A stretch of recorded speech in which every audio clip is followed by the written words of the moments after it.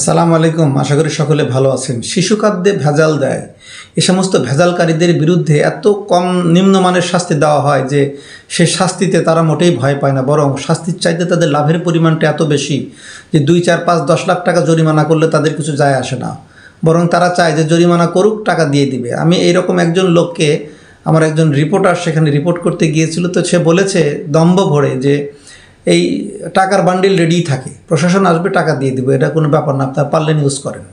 মানে বিষয়টা এরকম যে তারা খুবই অ্যাগ্রেসিভ, কারণ তারা যে শিশু খাদ্যগুলো তৈরি করে এগুলোর মধ্যে প্রচুর লাভ। আর এই সমস্ত ফ্যাক্টরি রাজধানী সহ ঢাকার আশেপাশে এমনকি মফস্বলে অসংখ্য ফ্যাক্টরি রয়েছে যারা আইস, ললি, তারপরে আইস পপ, এরপরে যে বিভিন্ন ধরনের ড্রিঙ্কস আইটেমগুলা তৈরি করে। এগুলো তৈরি করা খুব ইজি, এগুলোর কেমিক্যাল মিটফোর্ডে পাওয়া যায় এবং বোতলও পাওয়া যায় বিভিন্ন জায়গায়। র্যাপিং কিনে নিয়ে এসে অথবা কিছু লেবেল বানিয়ে তারা প্রোডাকশন শুরু করে। তারা একবারে ফুড গ্রেড কেমিক্যাল, কোনো সময় ইন্ডাস্ট্রিয়াল কেমিক্যালগুলোও তারা ইউজ করে, ইন্ডাস্ট্রিয়াল কালারগুলো তারা ইউজ করে, যেগুলো মানবদেহের জন্য মারাত্মক ধরনের ক্ষতিকর, ক্যান্সার থেকে আরম্ভ করে মৃত্যু পর্যন্ত হতে পারে। তো সেই খাদ্যই যদি আপনার শিশুর খেতে বাধ্য হয় এবং সেগুলো যদি তারা সেই কালারগুলো যদি যখন তারা ব্যবহার করে, এগুলো যদি যখন আমাদের শিশুদেরকে খাওয়ায়, তারা ছোটো থেকে অসুস্থ হয়ে বড় হচ্ছে, যার কারণে বড় হয়ে তাদের কোনো রোগ ধরা যায় না, কিন্তু তারা অসুস্থ থাকে। এই যে এই বিষয়গুলো দেখবে কে, দেখভাল করার দায়িত্ব কার?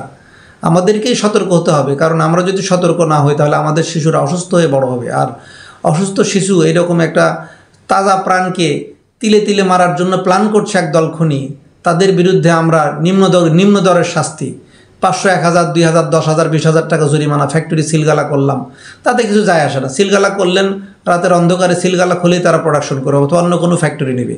তাদেরকে যদি মোটা দরের শাস্তি না দেওয়া হয়, জেল জুলুমের খাটানো না যায়, তাহলে কিন্তু তারা এই ধরনের কাজ বন্ধ করবে না। এই জন্য এই প্রশাসনের প্রতি আমার আহ্বান, বিশেষ করে শিশু খাদ্য যারা ভেজাল করে অথবা মানব দেহের যে খাদ্যগুলো আমরা ব্যবহার করি, এই খাদ্যে যারা ভেজাল করে এদের পর্যাপ্ত শাস্তির আওতায় নিয়ে আসবেন, সর্বোচ্চ শাস্তিটাই দেওয়ার চেষ্টা করবেন।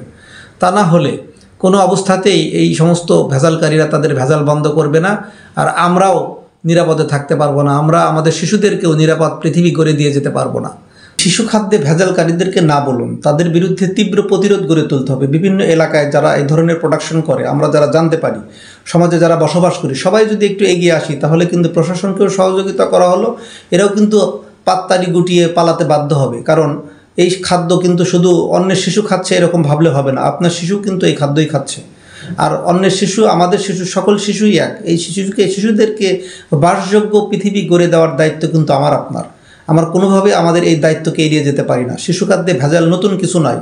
প্রতিনিয়ত সামাজিক যোগাযোগ মাধ্যমে খুললেই দেখবেন যে বিভিন্ন জায়গায় রং দিয়ে জুস তৈরি করা হচ্ছে, রং দিয়ে শিশুদের নানান ধরনের খাদ্য তৈরি করা হচ্ছে, কেমিক্যাল দিয়ে শিশুদের দুধ তৈরি করা হচ্ছে। এই যে শিশু খাদ্যে বা মানবদের যে কোনো খাদ্য, শিশু খাদ্য না, এই যে খাদ্যে ভেজাল করা হয়, এই ভেজালের কারণে এটা কিন্তু আমি আপনি খাচ্ছি, তিলে তিলে আমাদেরকে তারা মেরে ফেলছে। তারা কিন্তু এক ধরনের খুনিই বলা যায়, অথচ নীরবে খুন করেও তারা পার পেয়ে যায়। তারা আরও ধুমচে ব্যবসা করে, তারা কিছু টাকা দিয়ে ম্যানেজ বাণিজ্যের মাধ্যমে তারা তাদের দাপট, তাদের সাম্রাজ্য টিকিয়ে রাখতে চায়। এটা কখনোই মেনে নেওয়া যায় না, কারণ এটা মেনে নেওয়া উচিতও হবে না। কারণ খাদ্যে ভেজাল মানে এর চাইতে বড় গর্হিত কাজ আর কিছুই হতে পারে না। যেখানে দেখবেন ভেজাল, সেখানেই প্রতিরোধ গড়ে তুলবেন, প্রশাসনকে খবর দিবেন। যারা অভিযান করেন তাদের উচিত এই সমস্ত ফ্যাক্টরিগুলো সিলগালা করে দিয়ে সর্বোচ্চ শাস্তির আওতায় নিয়ে আসা। কোনো অবস্থাতে এদেরকে ছাড় দিবেন না, কারণ ছাড় দিলেও তারা আবার নতুন করে প্রোডাকশন করবে। আর এমনি নর্মালি অন্যান্য যারা তার কলিগস, যারা এই ধরনের প্রোডাকশনের সাথে জড়িত, তারা কিন্তু তাদের ব্যবসা বন্ধ করবে না। তারা মনে করবে শাস্তির পরিমাণ কম, এর টাকা দিয়ে ম্যানেজ করা যায়, কোনো ব্যাপারই না। কারণ হয়তো শাস্তি করবেন 2,000, 10,000, 20,000, 1 লাখ, 2 লাখ বা 5 লাখ, কিন্তু তাদের লাভের পরিমাণ কিন্তু তার 100 গুণ বেশি, যে কারণে এই লোক তারা সামলাতে পারে না। আর এটাকে যে কোনো মূল্যেই রোধ করতে হবে। শুধু প্রতিরোধ বা প্রতিবাদ নয়, আইন করে তাদেরকে মোটা দাগের শাস্তির আওতায় নিয়ে আসতে হবে। পাশাপাশি যে সমস্ত অধিদপ্তর রয়েছে, যেমন BSTI, যারা এই খাদ্যে ভেজাল অভিযান পরিচালনা করে, যারা লাইসেন্স দেয় কর্তৃপক্ষ, তারপরে ভোক্তা অধিদপ্তর, তাদেরকে এগিয়ে আসতে হবে। ঘন ঘন অভিযান পরিচালনা করে এ ধরনের ভেজালকারী খাদ্য উৎপাদনকারী প্রতিষ্ঠানের বিরুদ্ধে দ্রুততম সময়ের মধ্যে পদক্ষেপ নিতে হবে, এর কোনো বিকল্প নেই।